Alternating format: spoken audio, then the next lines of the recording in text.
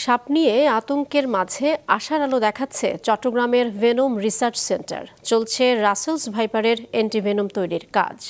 Russell's viper সাপ থেকে বিষ সংগ্রহ করে অ্যান্টিভেনম তৈরির গবেষণায় 60% অগ্রগতিও মিলেছে বলে দাবি গবেষকদের।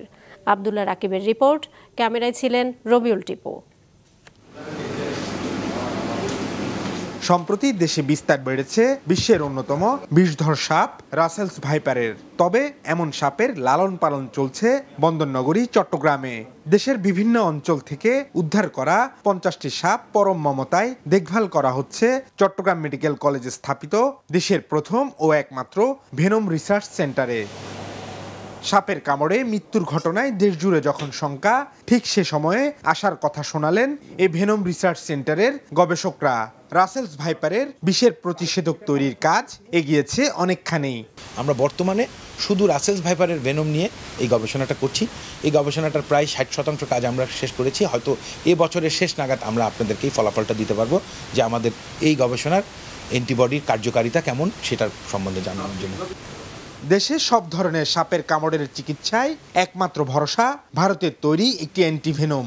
গবেষকেরা বলছেন, বিদেশি অ্যান্টিভেনমের চেয়ে স্থানীয়ভাবে তৈরি অ্যান্টিভেনম বেশি কার্যকর হয়ে থাকে। দেশের গবেষণাগারে তৈরি অ্যান্টিভেনমের কার্যকারিতা বর্তমানে ছাগল ও মুরগির শরীরে পরীক্ষা করা হচ্ছে। মুরগির শরীর এবং গোট মানে ছাগলের শরীরে আমাদের রাসেলস ভাইপারের ভেনম দিয়ে তার বডিতে একটা অ্যান্টিবডি তৈরি হবে। সেই অ্যান্টিবডিটাকে আমরা সংগ্রহ করব, পিউরিফাই করব এবং এই অ্যান্টিবডিটাকে আমরা পরবর্তীতে নিউট্রালাইজেশন টেস্ট করে আমরা দেখব যে আমাদের ভেনমকে কতটুকু নিউট্রালাইজ করতে পারে। রাসেলস ভাইপার ছাড়াও এই রিসার্চ সেন্টারে রয়েছে 9 প্রজাতির 250টি সাপ, যাদের খাবার হিসেবে দেওয়া হয় মুরগির বাচ্চা, ইঁদুর ও ছোট সাপ। গবেষকেরা জানিয়েছেন, আগামীতে অন্যান্য সাপের বিষের প্রতিষেধকও তৈরি করা হবে।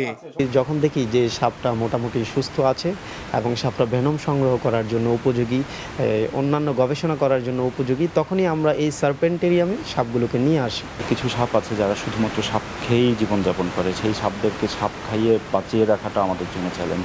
ক্রেটের জন্য সপ্তাহে একবার, তারপর রাসেলস ভাইপার এবং অন্য যে পিট ভাইপার যেগুলো আছে সেগুলোর জন্য হচ্ছে 15 দিন একবার করে খাবার দেওয়া হয় এবং তাদের কাছ থেকে প্রতি মাসে একবার করে বিষ সংগ্রহ করা হয়। আমাদের দেশে এই নিজেদের যে সাপ আছে সেই সাপের এগেনস্টে এখনও কোনো অ্যান্টিভেনম আমরা তৈরি করতে পারিনি। ভবিষ্যতে হয়তোবা অন্যান্য নিউরোটক্সিক যে স্নেকগুলো আছে, কোবরা, ক্রেট কিংবা আমাদের সবুজ সাপ, গ্রিন পিট ভাইপার, এই সবগুলা ভেনম নিয়েই আমরা হয়তোবা তার এগেনস্টে অ্যান্টিবডি তৈরি করে আমরা দেখানোর চেষ্টা করব।